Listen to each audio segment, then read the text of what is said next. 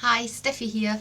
Welcome to this little video about how to use our eco wool mat and our earth-friendly felting wool mat. So you basically have probably used them already, because if you bought any of our kits, you would have ended up with a little mat like this that comes with a little sticker, tells you all about it.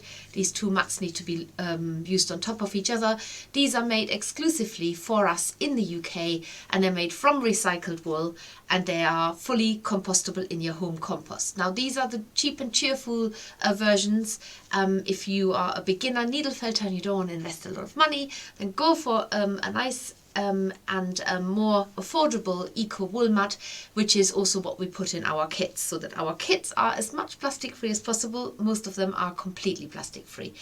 However, if you want something a little bit more that lasts a little bit longer, you go for our earth-friendly felting mats, and we call them earth mats for short as well. So eco wool mats are made from recycled wool.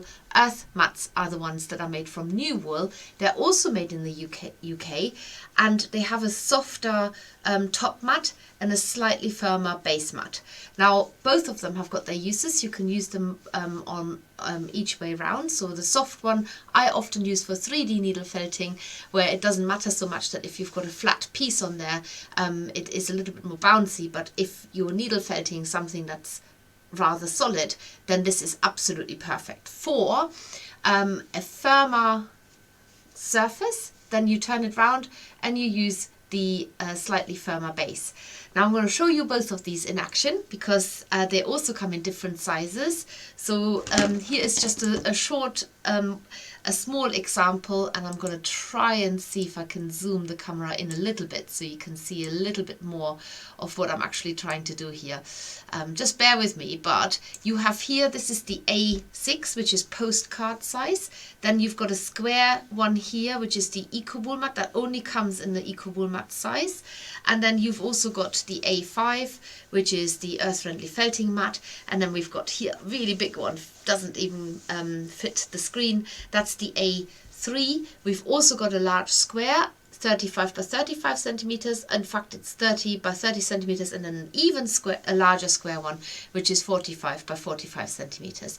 Now the eco wool mat, which is the one that's made from recycled wool, you can tell the difference, comes in this square format, which is 20 by 20 centimeters, or as an A4 size. So the A4 size I haven't even got here at the moment, unless I take that one from the display. So that would be the A4 size of the eco wool mat.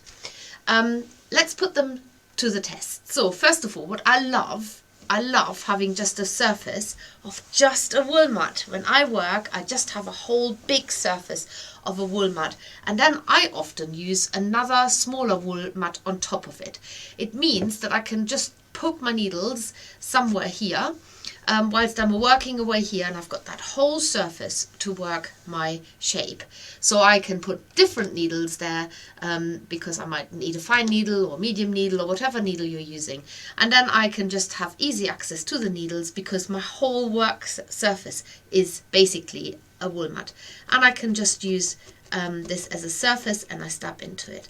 Now the reason why you have these two layers is because you can completely change them over and round. So don't be alarmed that you've got to. They will eventually needle felt together.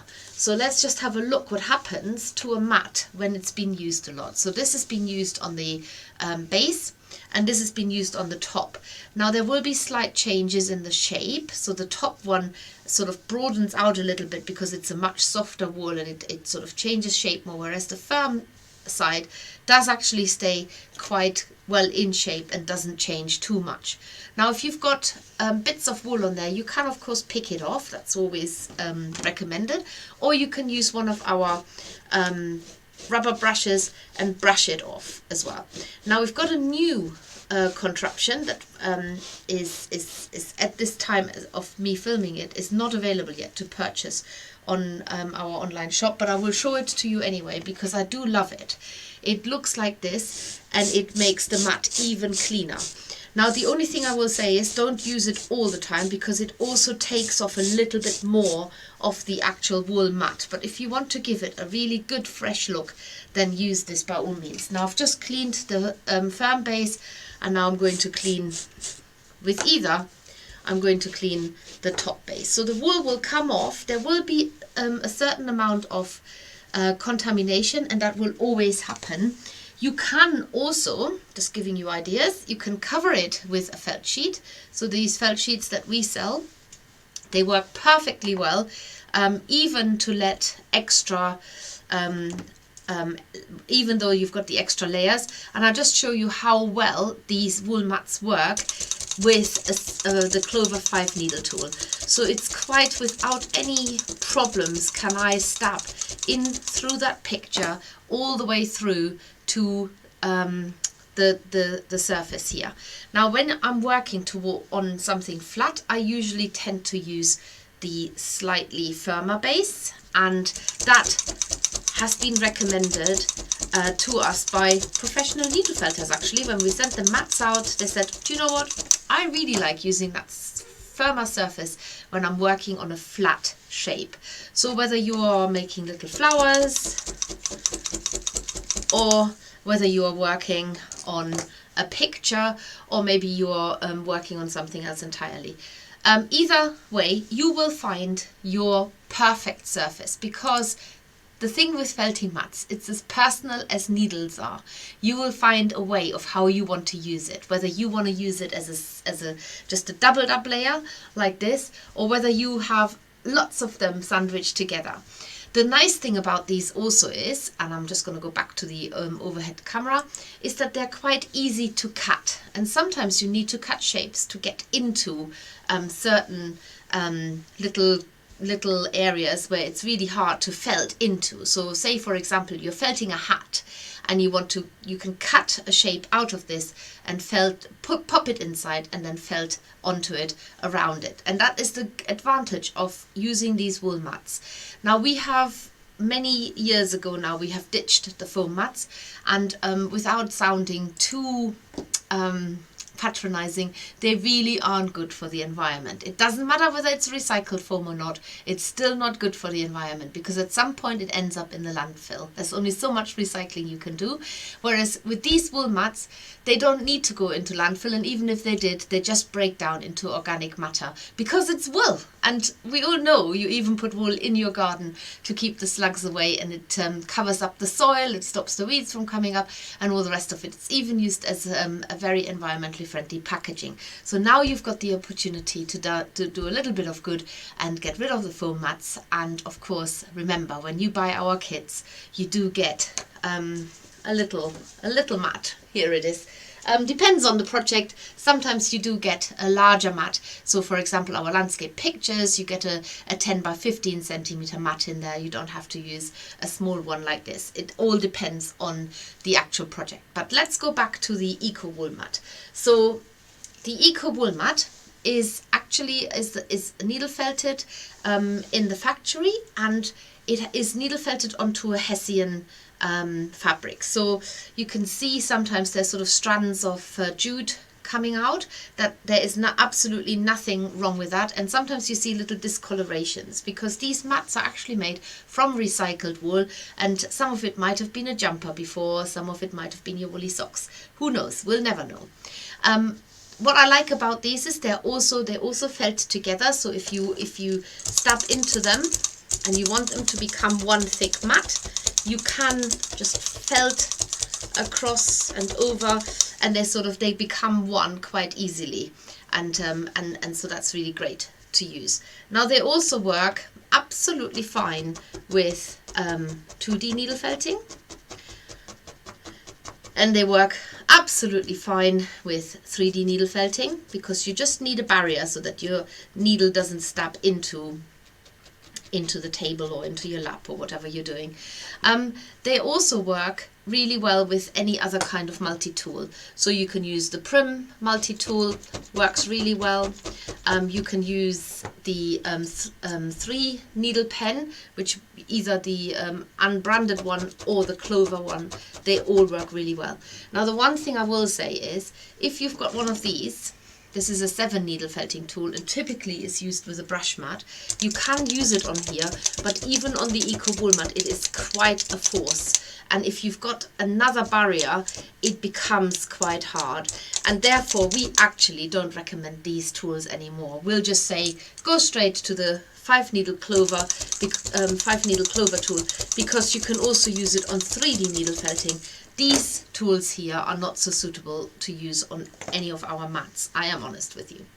But all of these work really well on the earth-friendly felting mat, whatever size you choose to have. And if you need to clean this one up, you can also use the brush mat. This one is actually very clean. I don't think I've got a one that is a bit contaminated. But yes, you can see that you can scrape off the excess wool on the top quite easily, and then just put it outside for the birds so that they can use it to build their cozy, warm, woolly nests. And I think that's probably all I've got to say about these mats. You are definitely doing something good by buying them. We are selling them to you. They're made for us in the UK. They haven't travelled very far. And if you ever want to buy these from us in larger quantities, the Eco Wool mat that is only, then do get in touch with us and we can offer you potentially some wholesale prices, because you might be as keen as we are to hand these mats out if you're running workshops or even if you're putting your own kits together. So please do get in touch with us and talk to us, and it's info@themakers with double s.co.uk. And then most of all, share with us your earth-friendly felting mat stories or your eco mat stories. I know you can do all kinds of things with them. You can, if you end up with lots of these little ones, you can actually use them as a background. I know people have needle felted pictures onto them as well, especially the Eco Wool mats, because they're more affordable. And of course you can also turn them into a pin cushion, just layer them, cover them with wool, make little landscapes out of them, 3D landscapes. What I will say, however, and I have tried it, don't put them in the washing machine. They do not felt anymore. They just get shredded. I can tell you that for nothing. And I have also tried it with the earth-friendly felting mat. Now the top mat felts down relatively well, but the one that I'm mostly impressed with is the firmer base. It really gets much thicker and becomes quite a nice felting mat if you put that in the washing machine. And I tried that at 60 degrees with a full spin as well. But don't try it with the Eco Wool mats, they just get shredded. So I'm trying to give you lots of ideas what you can do with leftover little wool mats as well.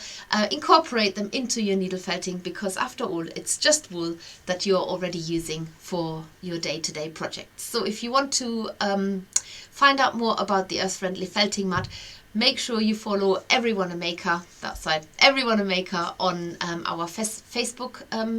Is our Facebook group, because people inevitably have got lots of interesting views about the earth mats. And then also, of course, look at our reviews.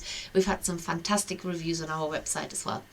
So if you're up for doing something good for the environment, chuck out the foam mats and bring in the eco or the earth-friendly felting mats. And I see you soon. Bye!